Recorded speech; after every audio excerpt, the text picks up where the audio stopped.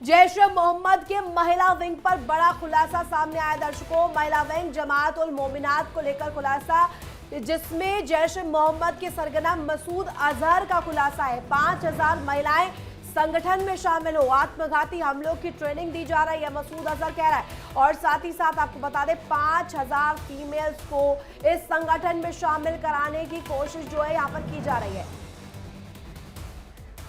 और ज्यादा जानकारी के लिए रुख करेंगे संवाददाता रमन सैनी का। रमन, तो देखिए जिस तरह से पूरा बयान सामने आया कि 5000 महिलाएं संगठन में शामिल की जा रही हैं, कुल मिलाकर ये माना जाए कि अब ऐसे संगठनों में महिलाओं का भी सहयोग रहने वाला है।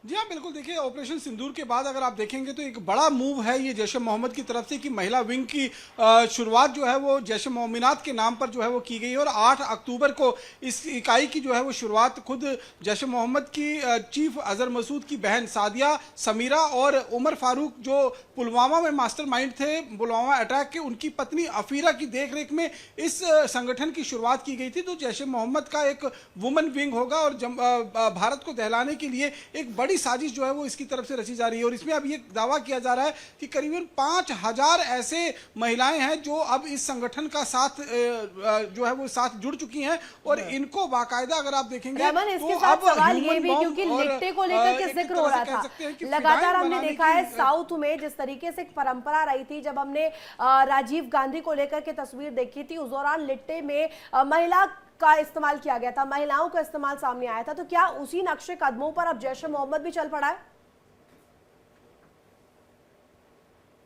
देखिए, बिल्कुल निश्चित रूप में लिट्टे के ही नक्शे कदम पर कहीं ना कहीं जैश ए मोहम्मद चलता हुआ दिखाई दे रहा है, क्योंकि उसे लग रहा है कि वुमेन्स के साथ जो अगर है वो कहीं ना कहीं एक थोड़ी सी नरमी जो है वो सिक्योरिटी एजेंसीज के लोग जो है वो बरतते हैं। और ऐसे में अगर आप देखेंगे तो जिस तरीके से भारत में जब पाकिस्तान में जब इसकी शुरुआत हुई थी, तब उन्होंने सीधे तौर पर टारगेट किया था कि जम्मू कश्मीर, लखनऊ और साउथ के कुछ जो इलाके होंगे वहां पर इनको यहाँ पर जो महिलाओं को रेडिकलाइज कराया जाएगा। और जिस तरीके से डॉक्टर शाहीन को खुद बताया जा रहा है कि जैश ए मोहम्मद की एक एक्टिव टेररिस्ट के रूप में जो है वो भारत के अंदर स्थापित किया गया था, भारत के अंदर वो बिल्कुल। और ये एक तरह से अब अगर महिला भी इन संगठनों में शामिल होंगी तो देखना होगा कि आखिर किस प्लान के तहत ये सब हो रहा है, और आने वाले दिनों में आतंकी संगठन और ज्यादा बड़ा और विस्तार होता हुआ इसका दिखाई दे रहा है। रमन, धन्यवाद आपका इस पूरी जानकारी के लिए।